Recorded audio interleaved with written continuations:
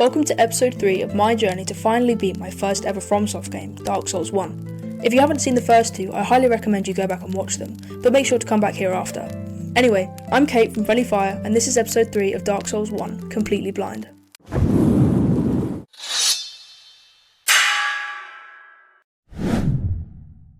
In the last episode, I killed the Capra demon and got the key to the depths, so I made my way there. Once inside, I cautiously took out the torch-wielding undead one by one, mainly because I didn't want a repeat of what happened at Undead Asylum. What? Then, I came face to face with my least favourite enemies, the dogs, and my first big enemy for this area. He was relatively easy to kill though, and after doing so, I opened a chest and picked up a large ember. I killed some more dogs and then rescued a pyromancer named Laurentis who was stuck in a barrel.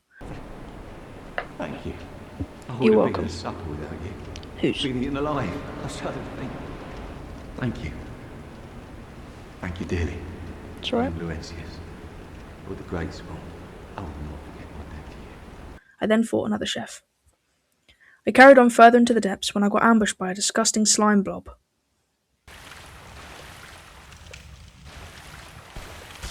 Ugh, what the fuck is that? I can't die. Kill me. No. This area was disgusting and honestly quite unsettling. The enemies weren't hard to kill, it's just the fact that there were so many, and I got stun-locked so many times. I made my way through the depths with ease, until I met this rat. I couldn't even take one step out of the room without this guy jumping at me and taking a good chunk of my health, and trying to land a hit was practically impossible. So, after using all of my flasks and the majority of my charcoal resins, I thought it best to carry on. Except now, I was entering a new area with no flasks. To say I was panicking was a bit of an understatement, and it didn't get any better when this happened. Oh my god, where am I?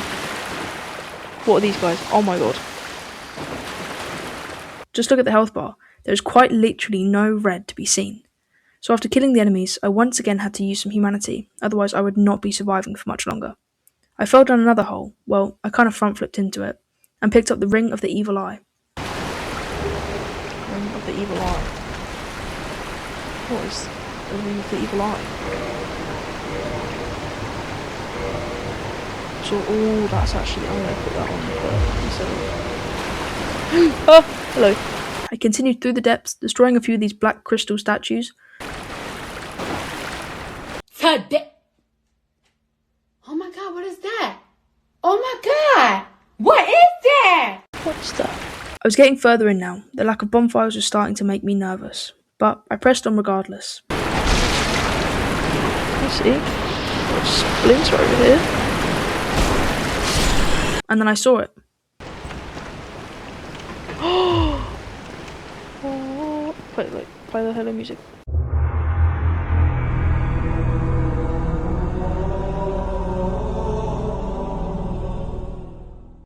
I took the opportunity to level up before heading back down into the depths. I followed a rat and it brought me out onto a balcony of what I assumed was my next arena. Why did he just skulk away into the shadows? He's having the time of his life over there. Yeah, okay. Then I went back downstairs to talk to the NPC, who I found out was a merchant called Domhnall, who sold very unique weapons that I unfortunately could not afford. So with that, I made my way down to the fog door and prepared to fight my next boss. For it.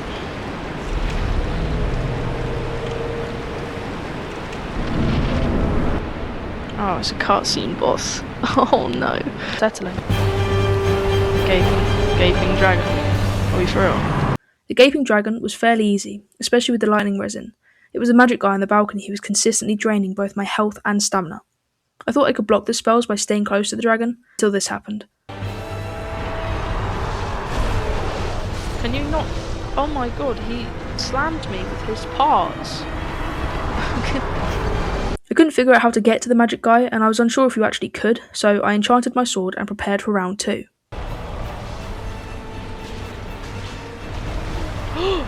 Oh no, oh no, I'm dead. Yeah. Oh, yeah, I thought I wasn't dead, but yeah. Okay. I died again after an abysmal attempt, so I set out to find and kill the magic man, because I knew I wouldn't survive another fight unless I had projectile protection 4. After a bit of searching, I remembered when I got jump scared by that same enemy earlier, so I retraced my steps until I found it. I made short work of the fight and made my way back down to the bonfire. After kindling to have 10 flasks, I noticed a summon sign for my favourite NPC. Solaire! Yes! My G! So naturally, I called him in and we traversed the white light together. He didn't do much in terms of damage, but he helped immensely at keeping the dragon distracted. Once he was vanquished, I was back on my own. But without projectiles being fired at me, the dragon was fairly easy.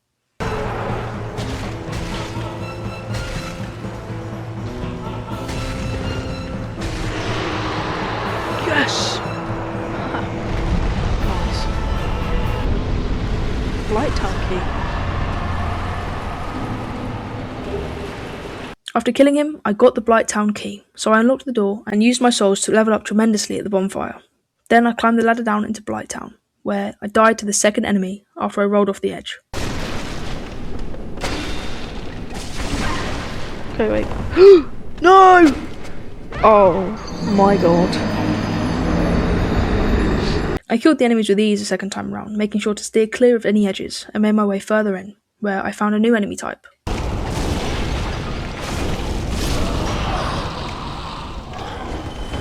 Jar Jar Binks on crack.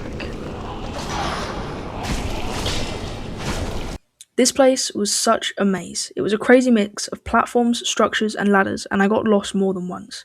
I made sure to explore everywhere, and it took me a while, so I'll just show the highlights. Righto.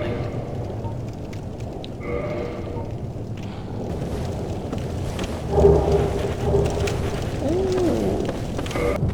No. Oh my god. Shadow mask.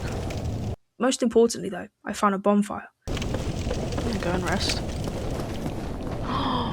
Oh my god. Let me rest. Oh my god. Now I had to turn my attention to the descent, and like always, I had no idea where to go, what to do, and what would await me. On my way down, I managed to kill this weird tentacle thing, earning a pyromancy spell. I backtracked once again, having seen some items scattered about the area I just came from. I found an armor set and 2 large souls. I continued the climb down and I started to recognise more of my surroundings from the last time I was in Blighttown. So I'm getting into the territory I was in before. So this just must be the other side of where I couldn't get to because I had... Yeah! Oh my god! The memories are all coming back to me now. I found another armor set and myself in a position that gave me deja vu. Luckily, I made it to the bonfire, so I didn't meet the same fate as last time. Now I had the poison moss clumps, I felt a bit more comfortable when it came to exploring Blighttown. It made it a hell of a lot easier too. I made my way around the outskirts of the swamp, trying my best to avoid the poison, and I picked up the majority of the items. Then, something caught my eye. A big, pointy hill sat in the corner. So naturally, I went to explore. Oh, and it looks like it's going to be a spider boss. Quelaag's domain.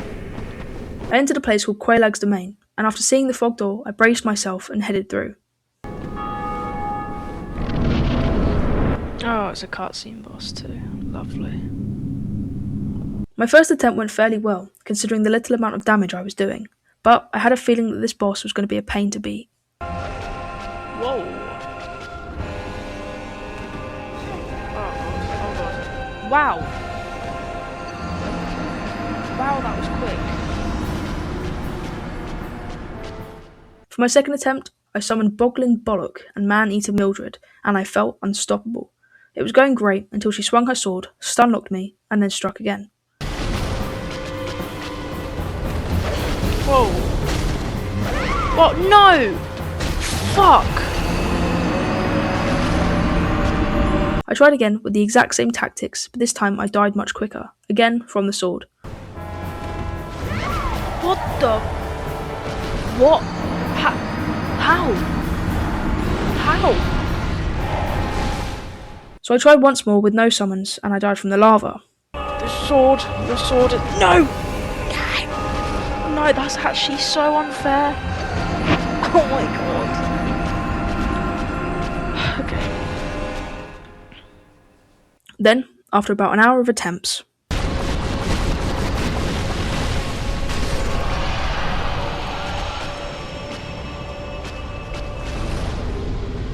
I'd killed Quelaag and earned myself my first boss soul. Not only that, but I could now ring the second bell of awakening.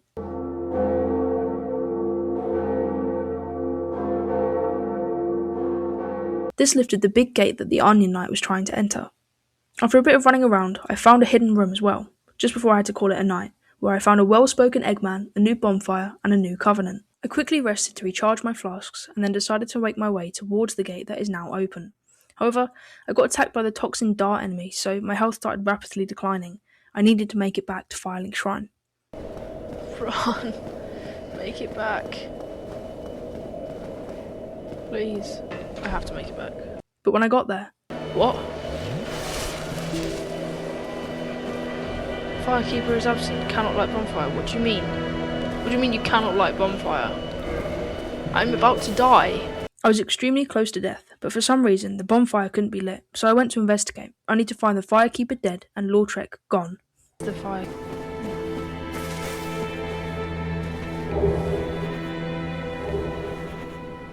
What?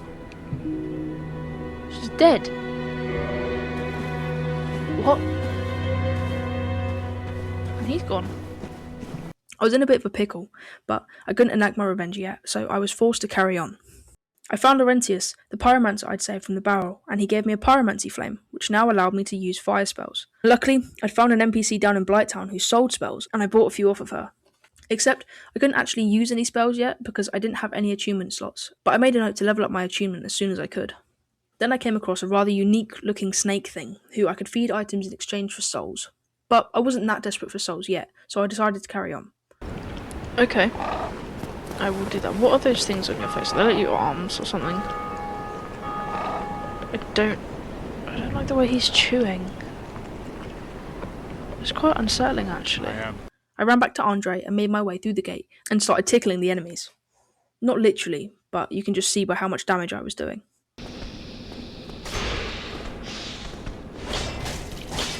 Why? What's with the low damage? Guys. Holy!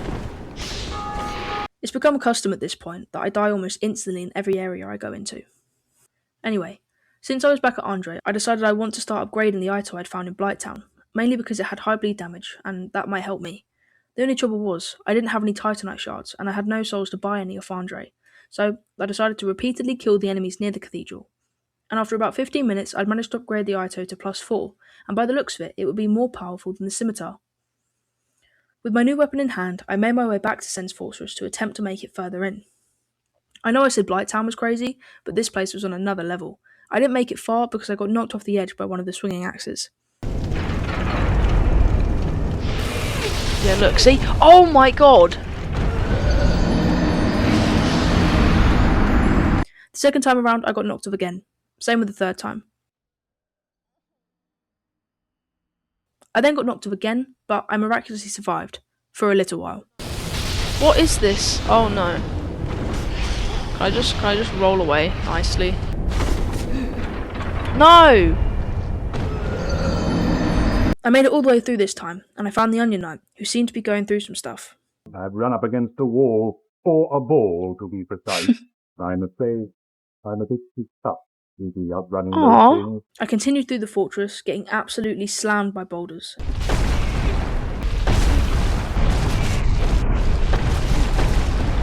Until I found a fog door that led me out onto a rooftop, where I picked up a large soul and 2 large Titanite shards. I also got a look at what could only be my next boss. The only trouble was, the last bonfire I'd rested at was with Andre, and the run back would be horrendous, so I searched the rooftop in hopes that there would be a bonfire. And luckily there was. It was hidden quite well, but fortunately the ever-helpful messages guided me to the sanctuary. Now, what? Holy, oh my god.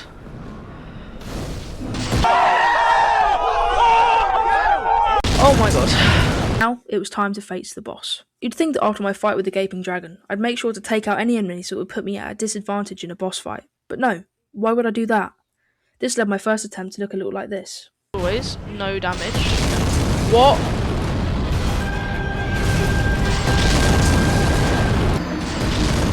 That's fine. So, I then took out the large fire-throwing troll thing. After doing so, the boss was significantly easier, but very slow.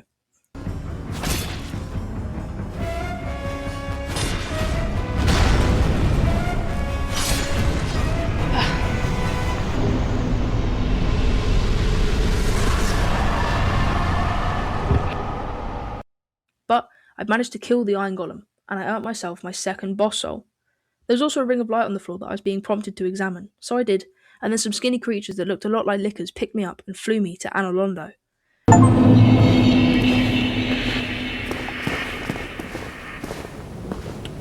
I didn't do anything here except meet a new firekeeper and rest at the bonfire before deciding to call it a day.